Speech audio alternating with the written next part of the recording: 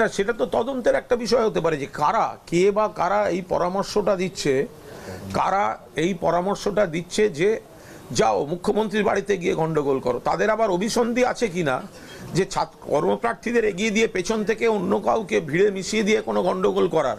তো ফলে এগুলো তো জানতে হবে, সেই জন্যই তো পিসি প্রিয়ার দেয় লোকে। ফলে চাকরির দাবিতে আন্দোলন হতেই পারে, ন্যায্য। চাকরির দাবিতে কারুর যদি দাবি থাকে, যে কোনো দাবিতে আন্দোলন হতে পারে।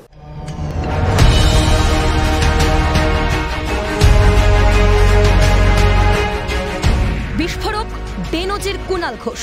তৃণমূল মুখপাত্র বলছেন, যারা নিয়োগ চাই স্লোগান তুলছেন তারাই নিয়োগ প্রক্রিয়া এগিয়ে যাওয়ার পর মামলা করে চাকরি আটকে দিচ্ছেন।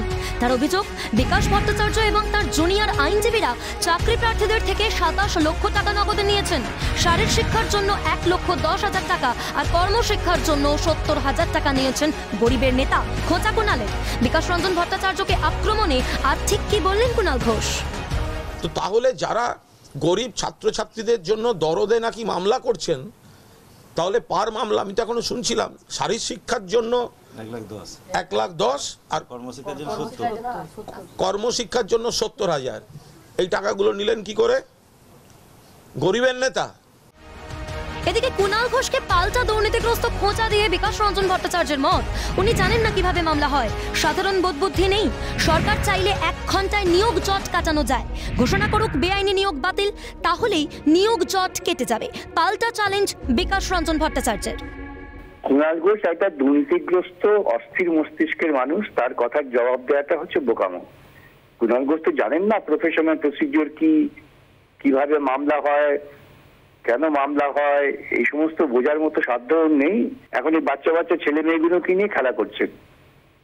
সরকার যদি চায় তাহলে 1 ঘন্টায় সমস্ত জট কাটানো যায়। সরকার থেকে ঘোষণা করে দিক যে যত বেআইনি চাকরি সব বাতিল। বেআইনি চাকরি, টাকা পয়সা নিয়ে, কোটি কোটি টাকা নিয়ে তারা তৃণমূল দল সমৃদ্ধ হয়েছে, কুণাল বাবু সমৃদ্ধ হয়েছেন, সেই জন্যই জটিলতা।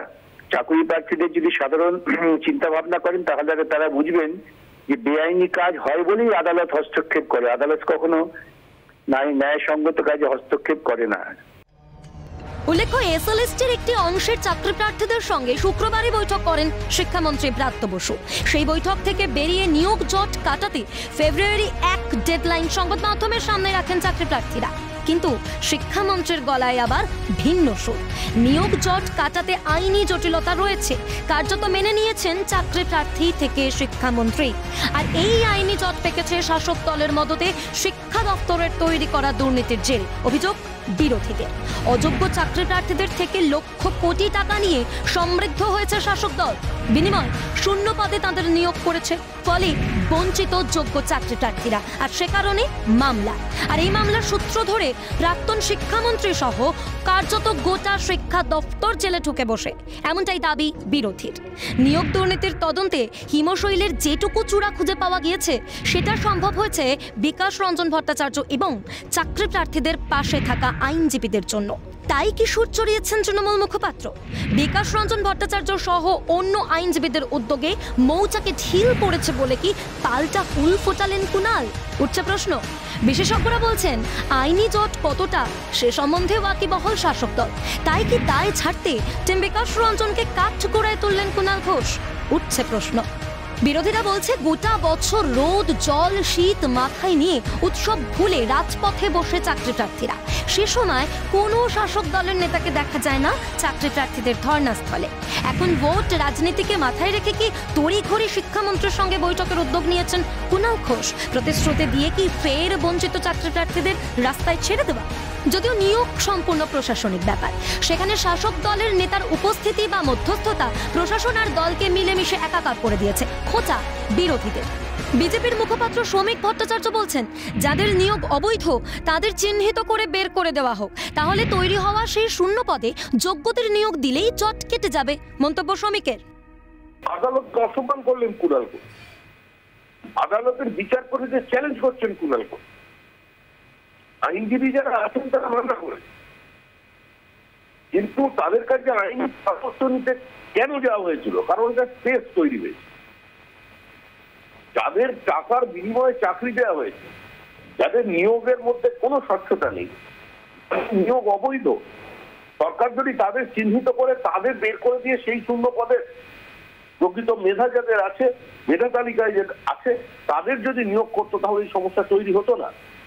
আজকে যে আইনি দীর্ঘসূত্রিতা তৈরি হচ্ছে, এই আইনি দীর্ঘসূত্রিতা থাকবে, আমরা আগেও এটা বলেছি। যে অভিযোগে মামলা তাতে সারবত্তা পেয়েছে হাইকোর্টে, তাই এতদিন ধরে মামলা চলছে আর আটকে রয়েছে নিয়োগ, দাবি বিজেপি রাজ্য সভাপতি সুকান্ত মজুমদারের। প্রথমত হচ্ছে আইনজীবী যতই চেষ্টা করুক না কেন, আপনার যদি মামলাতে যদি সারবত্তা না থাকে তাহলে পরে তো হাইকোর্ট, মহামান্য হাইকোর্ট এইভাবে আটকে রাখবে না। নিশ্চয়ই এর মধ্যে সারবত্তা আছে এবং সেই সারবত্তা আছে বলেই মহামান্য আদালত এই ধরনের রায় দিয়েছে এবং তার ফলে প্রত্যেকটি নিয়োগ প্রক্রিয়া এইভাবে আটকে যাচ্ছে। অপর এক সিপিএম নেতা সুজন চক্রবর্তীর খোঁচা, কুণাল ঘোষের কথার গুরুত্ব দেব না। মুখ্যমন্ত্রীর সম্পর্কে কি বলেছিলেন কুণাল ঘোষ? স্মরণ করান সুজন। যোগ্যতার বাইরে গিয়ে কথা বলছেন কুণাল ঘোষ, তোপ সুজনের। কুণাল ঘোষের কথা আমি করে গুরুত্ব দেবো না।